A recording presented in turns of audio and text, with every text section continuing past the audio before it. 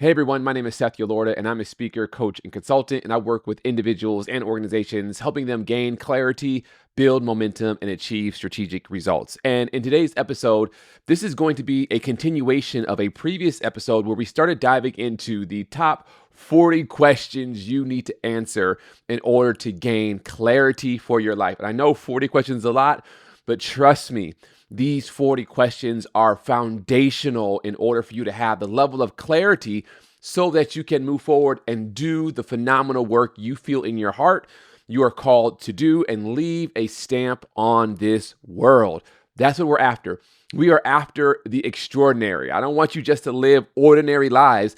I want you to live an extraordinary life. In order to live that type of life, you have to have a level of clarity that supersedes the average. You need to know exactly who you are, why you're going where you're going, how you're going to get there. Like, you need to know all of those questions. Now, these aren't just 40 questions I came up with. These are the exact questions I will walk an individual through when I'm engaged in a one-on-one coaching relationship with them. And so I'm giving these to you for free because I want you to be in the driver's seat of your life. I want you to be able to have agency, to be empowered and equipped to be able to take control of your life and determine exactly where you are trying to go.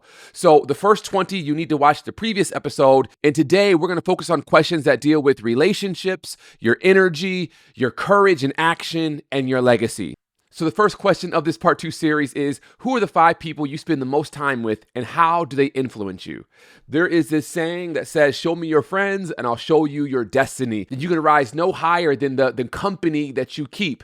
There's actually a principle called the influence effect. And the influence effect essentially says that the people you surround yourself with have a greater influence on you than you have on them, and that you will not be able to outperform your closest associations. So it's really important for you to understand who are the 5 people that you spend the most time with. And I can almost promise you that of those 5 people, you all have very similar incomes, very similar family dynamics, very similar types of children, very probably similar religious or spiritual practices, because birds of a feather flock together. And so if you're trying to really clarify where you're going, and if you want to go to the next level, you have to start by really evaluating the people that you're spending the most time with and how do those people influence you. Now, I'm not suggesting that you need to get rid of your friends if you realize that they're not actually contributing to your well-being. You might have to put some distance in between you and them, but that's just the reality, that if you recognize that where I'm going is different from where they're going, there's an old scripture that says, can 2 walk together unless they be agreed? So you have to be willing to say, who are the people I spend the most time with? How are they influencing me?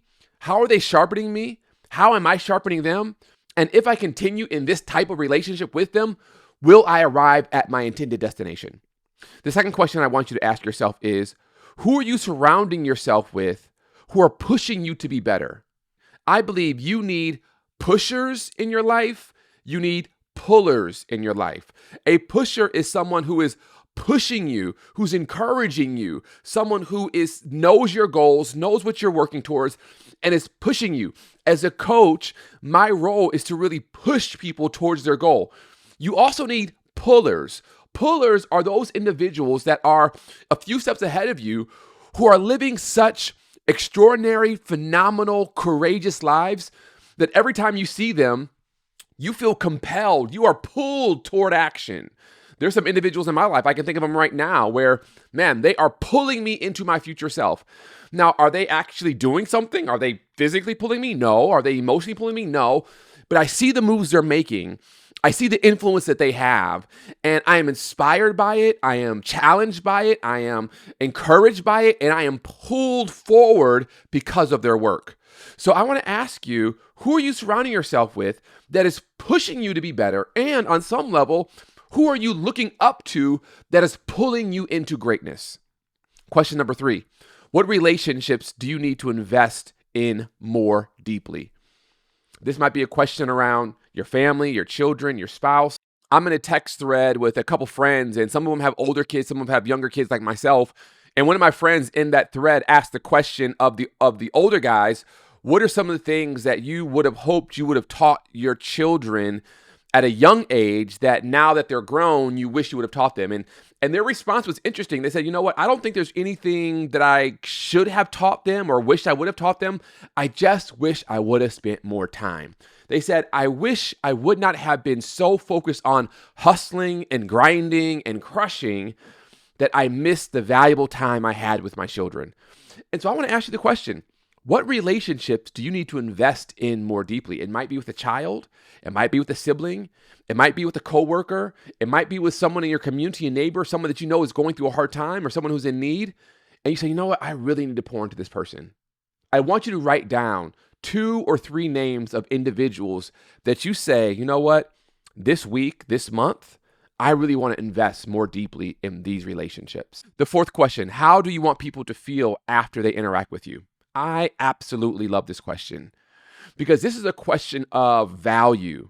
We've kind of gotten to it earlier on in the last episode, but when someone interacts with you, what do you want them to feel? When you leave their presence, do you want them to be rejoicing or do you want them to be sad? Like, how is it that you want people to feel when they're experiencing you? Robin Sharma tells a story of, I think a lesson his father taught him was that he said, Robin, when you are born, people are rejoicing and you are crying. When you die, live your life in such a way that you are rejoicing, but people are crying. That is really the essence of life, is how do you want people to feel when they interact with you? How do you want to move through life in relationships with people? You don't want to get to the end of your life, and when you're on your deathbed, you are crying because there's no one around you. You're dying alone, broken relationships. You didn't invest in people.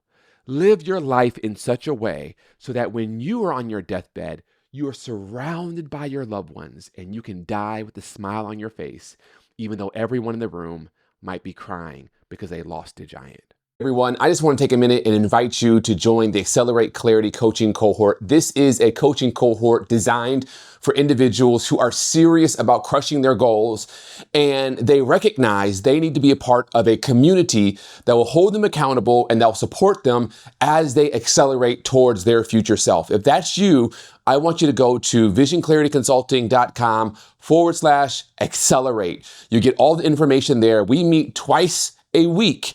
We have hot seats. We have quarterly masterminds. This is designed for individuals who want to take serious the call on their life. And so if that's you, jump over to that website. I'll put the link below. You can learn all about it. This is a 12-month process. It's a 12-month coaching cohort where we are going to make sure that you reach your goals, whatever your goals would be, financial, fitness, your faith, spiritual goals, professional goals, personal goals, whatever your goals will be. These are for individuals who say, you know what? I need community. I need support. I want to make sure I'm not doing this thing alone. I want you to check out visionclarityconsulting.com/accelerate. I'll see you there. Peace. The fifth question I want you to answer is, are you asking for help and support when you need it? There are a lot of people who go through life feeling as though they're living in the wild, wild west, and they have to be everything to all people. But I want you to recognize that you might need support. So what are the areas of your life where you need support? What are the areas of your life that you need assistance and you need help? And are you leaning into that support? Are you making yourself vulnerable so that other people can truly understand what you need? So those are questions that I generally ask my clients around relationships. Now I want to ask you energy questions. For example, number 1, what drains your energy and what fuels it? What are the things that give you life? And what are the things that sap life from you? The second question is, how well are you taking care of your body, your mind, and your emotions? Are you getting 8 hours of sleep? Are you drinking, a half a gallon of water a day? Are you eating vegetables and taking supplements? Are you exercising? Are you getting sunlight? Are you being grounded? Are you meditating and journaling and sitting in silence and solitude? What are your rhythms like? What are you doing to ensure that you maintain high levels of energy? The third question is, are you prioritizing rest and recovery, or are you always running on empty? there is this badge of honor that we feel like we give ourselves when we know that we're burning the candle at both ends of the stick. But I just want to tell you that if you're living a life like that, you are sabotaging your ultimate success. There was for many years this idea that you need to be grinding and you need to be hustling and that you can't be sleeping and that sleep is for suckers. And I just want to tell you, I'm not talking about laziness, but you need to make sure that you are prioritizing your rest. You need 7, 8 hours of sleep every night. And I don't, listen, there might be some billionaires who say, I get 4 hours of sleep, right? Okay. But yes, they might be thriving financially, but let's look at all of the other areas of their life. And this is no shade. This is not judgment, but I just want to tell you that balance is key. And sometimes it's counterbalance. I recognize that there may be some seasons where, man, it's like 6.5, 7 hours. And then other seasons it's 7.5, 8 hours. And it might fluctuate. Just the other week, I was traveling East Coast and I went to bed late. I had to get up early and I only probably got 5 hours of sleep. Like, I get it. But those should be the exception, not the rule. So are you prioritizing rest and recovery? Fourth question, what practices help you stay grounded and present? What are you doing every single day that makes sure that you don't live from a place of reaction, but you live from a place of genuine response and authenticity? The fifth question under this energy category, how can you make your daily routine more aligned with your long-term goals? Now, this is a question that is really around prioritizing your work, prioritizing your day.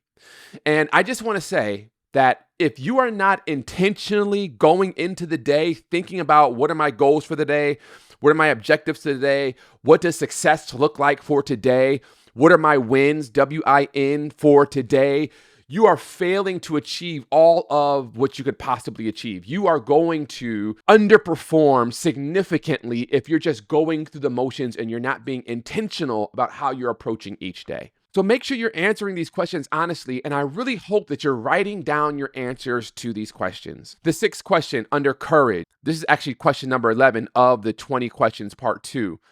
What is one bold move that you've been avoiding but need to take action on? Maybe it's a relationship, maybe it's something financial, maybe it's signing up for a gym membership, maybe it's doing the taxes, right? Maybe there's something that okay, I need to do it. I haven't been doing it. I've been procrastinating. I've been waiting. I've been delaying for any number of reasons. I want you today to eat the frog. Write down what is the bold move that you need to take. Ask yourself, why have I been avoiding it? And give yourself a date within the next 7 days of when you're going to actually do it. This is me pushing you. And I need you to do that. Question number 12, if you weren't afraid, what would you do differently? What would you go after? What would you pursue? Fear sets the boundary for what you achieve in life. Everything that you have achieved in life has been inside of your fear boundary.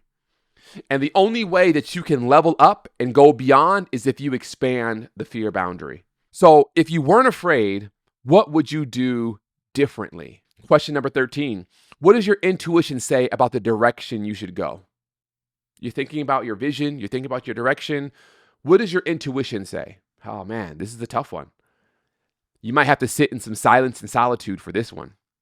You just can't be watching television and news and SportsCenter and this, that, and the other and scrolling and also hear your intuition.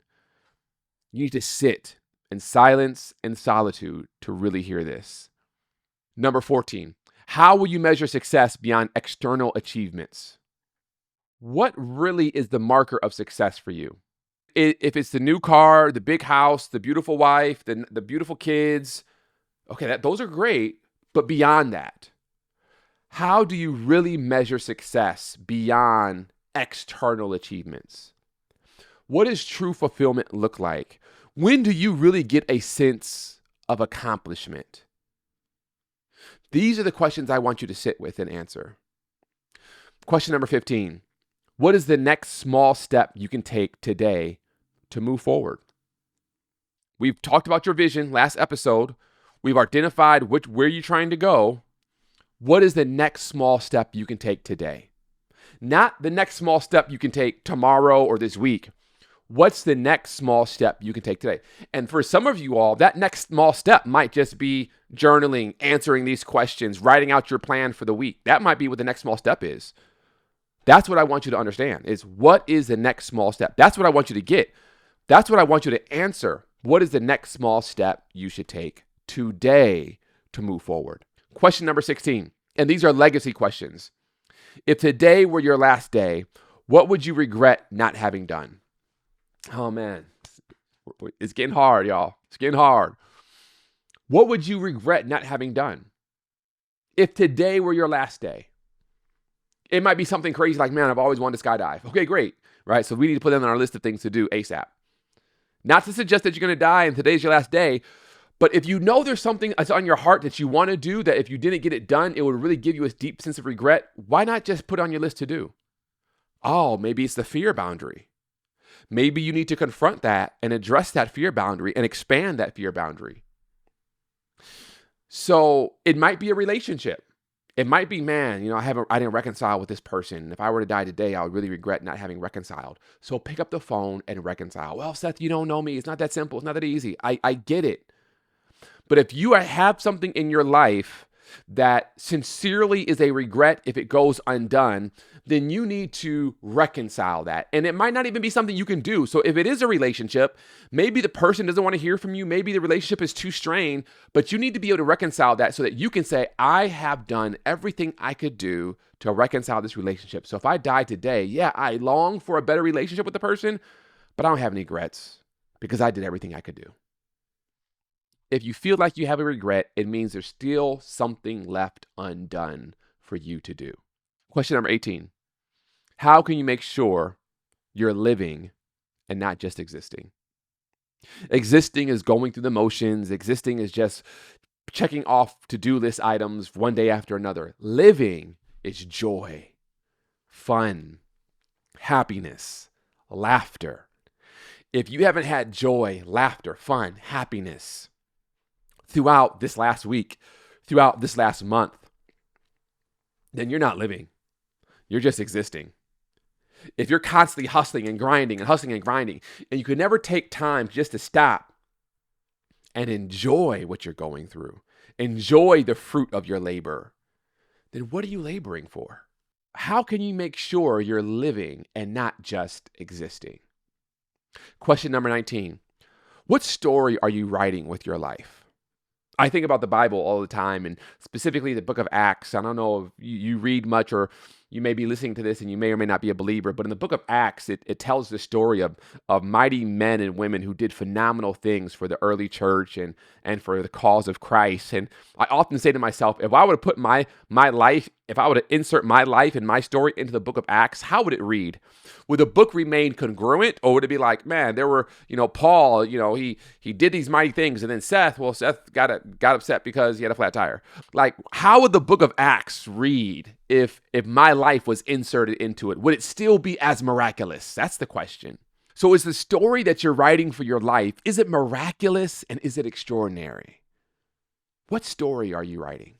And the last question I want you to answer is, what truly matters to you at the end of it all? When it's all said and done, what are the 1, 2, maybe 3 things that really will matter to you? I want you to write your answers to these questions. And when you're done, just leave it in the chat. Say, done. Let me know.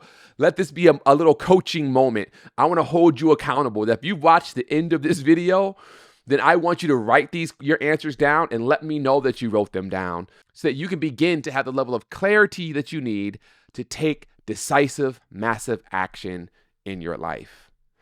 Listen, thanks so much for watching this if you're on YouTube, listening to this if you're on podcasts. I would just ask that you would share this episode with someone who you know is also looking for clarity, who also needs to figure out where they're going and how they're going to get there. Share with them this episode, share with them these questions, and maybe they could even serve as an accountability partner for you as you all are working through your answers to these questions together. And if there's anything I can do, please jump over to my website, Vision Clarity Consulting, reach out to me. You can always leave a message here on YouTube or find me on Instagram or LinkedIn and send me a DM. I would love to connect. Have a phenomenal day. We'll see you next time. Peace.